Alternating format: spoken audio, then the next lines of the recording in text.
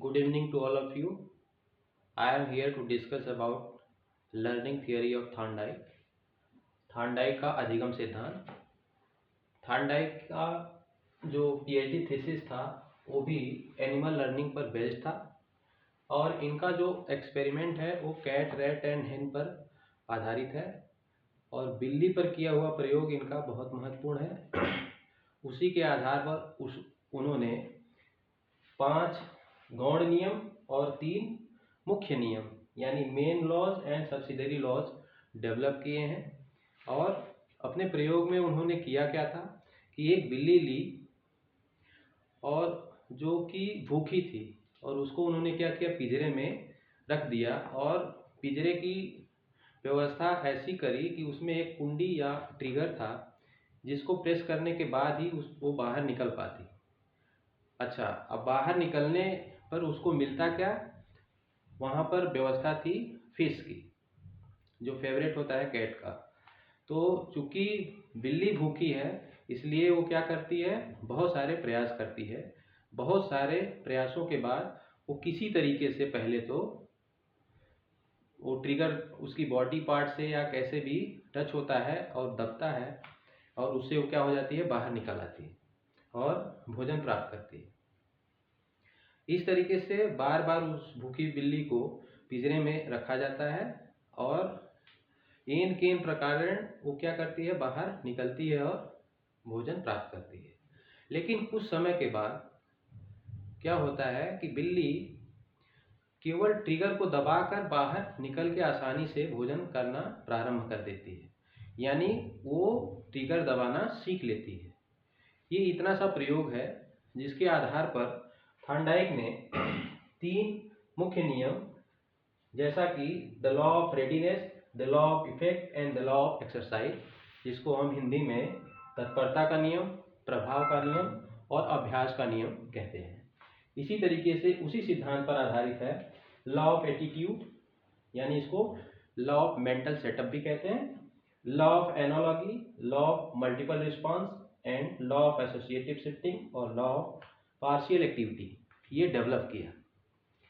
और जान लेते हैं इनके जो सिद्धांत हैं उनको हम उद्दीपक अनुक्रिया सिद्धांत या स्टिमुलस रिस्पांस थियरी के नाम से भी जानते हैं। अन्य नामों में एसआर थियरी, बांड सिद्धांत या बंध सिद्धांत, या कनेक्शनिज्म या संबंधवाद, and most famous trial and error theory या प्रयास एवं त्रुटि का सिद्धांत के नाम से भी जानते हैं। अब लॉ ऑफ रेडीनेस क्या कहता है कि अगर कोई चीज सीखना है तो सबसे पहली जरूरत या आवश्यकता होती है जो सीखने वाला है वो रेडी टू लर्न हो, उसके अंदर विल पावर हो, विल टू लर्न हो।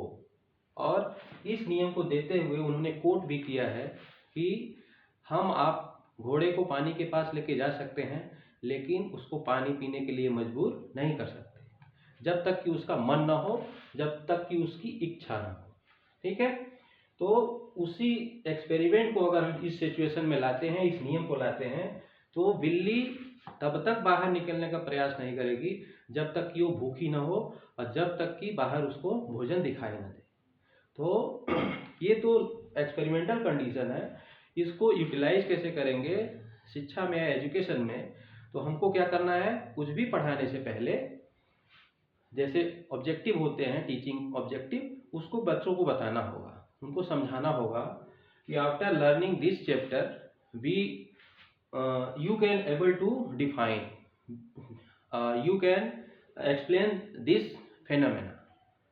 तो ऑब्जेक्टिव हो जाने का और उसके बाद उसके अंदर विल पावर डेवलप होगी कि हाँ हमको इस चीज़ को सीखना चाहिए, लर्न करना चाहिए, ध्यान से सुनना चाहिए।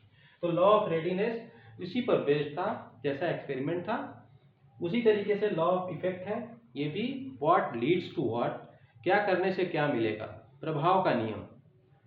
वो भी चीज़ें बच्चे जब समझेंगे कि हमको फला चीज़ करने से या इस एक्टिविटी में पार्टिसिपेट करने से या कंसंट्रेट होकर ध्यानपूर्वक किसी क्लास को करने से क्या चीज़ मिलने वाला है, लाभदायक चीज़ मिलने वाली है, सेटिस्फैक्ट्री कंडीशन या सिचुएशन होने वाली है, तब तो वो उसमें इन्वॉल्व होगा, अदरवाइज उसमें इन्वॉल्व वो नहीं होगा। ठीक है, and third one is the law of exercise या अभ्यास का नियम। ये कहता है यानी प्रैक्टिस मेक्स परफेक्ट। बार बार अभ्यास करेंगे तो जो चीज़ें हमको बिल्कुल कठिन लगती हैं वो भी हमारे अभ्यास में आ जाएंगी।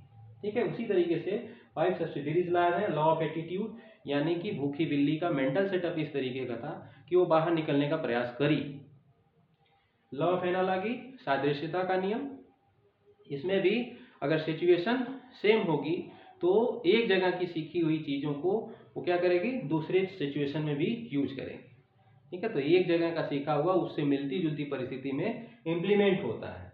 लॉ ऑफ मल्टीपल रिस्पॉन्स का मतलब है कि जैसे बिल्ली ने ट्रायल एंड एरर के मेथड से हजारों गलतियां की हुई, हजारों बार प्रयास किया होगा और ऐसे करते करते वो स्पेसिफिक रिस्पॉन्स करके बाहर निकलना सीख गई।